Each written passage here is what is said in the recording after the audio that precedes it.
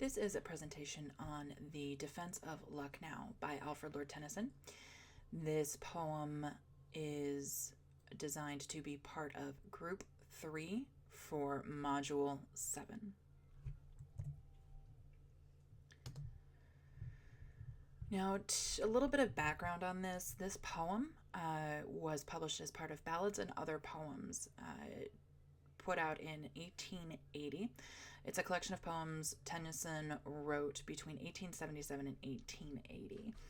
While I could not find a credible scholarly source for this little bit of trivia, the myth behind it is that it was written in response to write an in memoriam challenge for those British soldiers that were killed in the siege and other places in India, including, and this is one of the reasons I was looking for a scholarly source, because it was unclear as to whether it was Tennyson's sibling or the person issuing the challenge's sibling.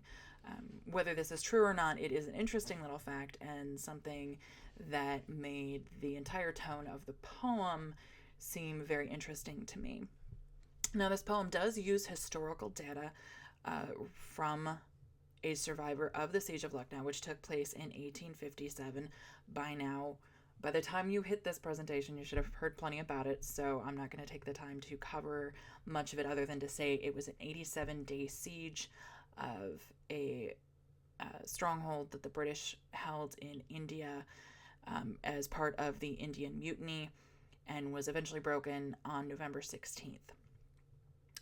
Now, the poem itself is supposed to be the personal perspective of a supposed survivor, as in this survivor is technically fictional, even though the information this was based on is historically accurate and comes from an actual survivor of the siege.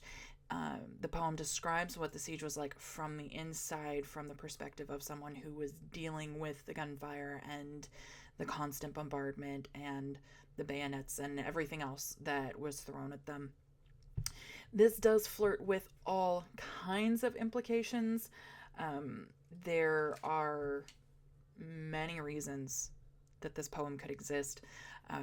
That's one of the reasons why it's so interesting.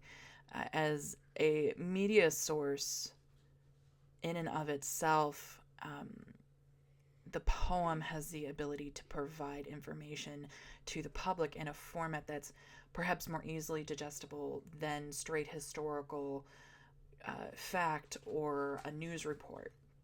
By putting it into the context of a poem, or even just any literature, but in this case specifically a poem, people are able to pick up the details and the emotions and the information without getting bogged down by all the constant technical terms or information that they can't fathom.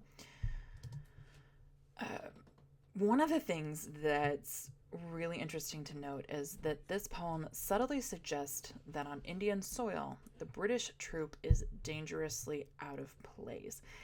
What this basically means, from what I have been able to glean, is that Tennyson never really outright came down hard on anyone's side. The reason for that will become clear in a moment.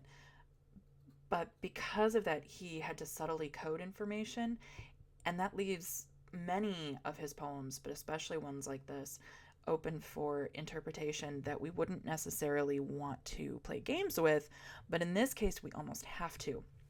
British imperialism in 1857 was really at its height. Victoria was the queen, and we all know how Brits feel about Victoria at this point. So to look at something that happened roughly 20 years before this was written and publicly decry what was going on would not have been a very good thing for Tennyson to do. So whatever he chose to do, he had to do it carefully. So here's one of the reasons why there's a lot of people that thinks that this is like some kind of subtle jab at imperialism. No, we shouldn't be doing this. A direct quote from the poem. Handful of men as we were English in heart and in limb, strong with the strength of the race to command, to obey, to endure. Each of us fought as if hope for the garrison hung but on him. Still, could we watch at all points? This is lines 46 through 49 of the poem. What are we saying here? Basically, we're saying is that no, we were going to fight. We are English. We don't give up. But can we hold on? Is this something that we can actually do? We don't belong here. This isn't really our place. We're not going to give up. But do we really belong here? Is this a fight we should be fighting? A little further on, it says, now double charge it with grape. It is charged and we fire and they run. Praise to our Indian brothers and let the dark face have his due. Thanks to the kindly dark faces who fought with us, faithful and few, fought with the bravest among us and drove them and smote them and slew, that ever upon the topmost roof our banner in India blew. It's line 68 through 72.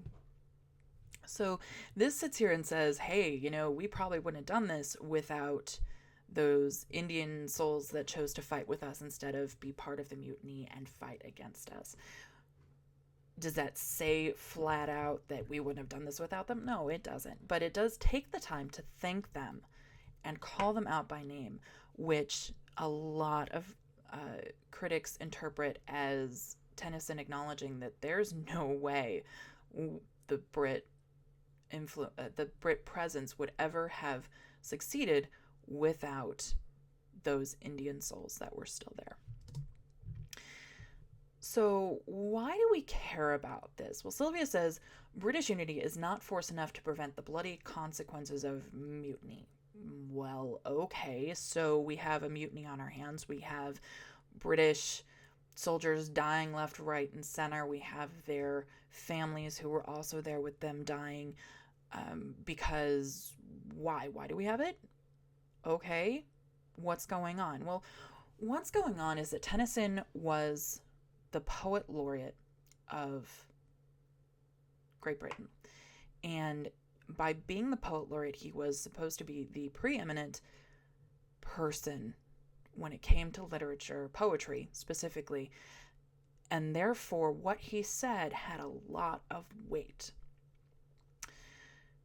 Okay, so we have a lot of weight. We're looking at a poem that hints at disliking imperialism, or at the very least disliking the way things are being handled in India.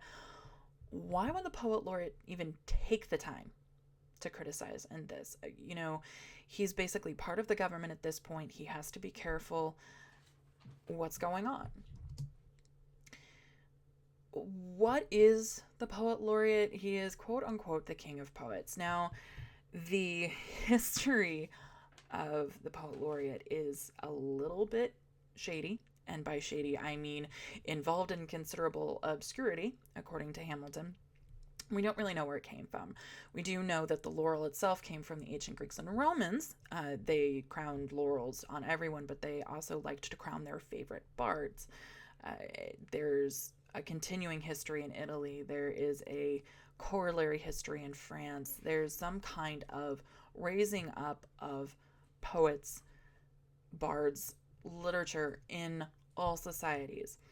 As a side note that I found very entertaining as I was researching, the King of Wales set laws in place to protect bards, even as there were laws to regulate them. Murdering a bard in Wales in 1078 would cost you 120 cows. So now you all know that our worth is 120 cows in the 11th century Wales. You're welcome. So Tennyson was appointed poet laureate after the death of William Wordsworth. He was officially appointed on November 19th, 1850, presented at court to Victoria and her court March 6, 1851. I would assume the lapse in time had everything to do with the fact that that sort of ceremony takes a long time to build up. So we've got this poet laureate guy who's now been raised to be the preeminent poet, brought to the attention of the Queen and country. Everyone knows who he is. Everyone's paying attention to him. What can he do? Well, we know that whatever we read tends to influence us. And when you're reading something by someone very quote-unquote official, people are going to really take that meaning to heart. They're going to influence people who read to consider things in a certain way.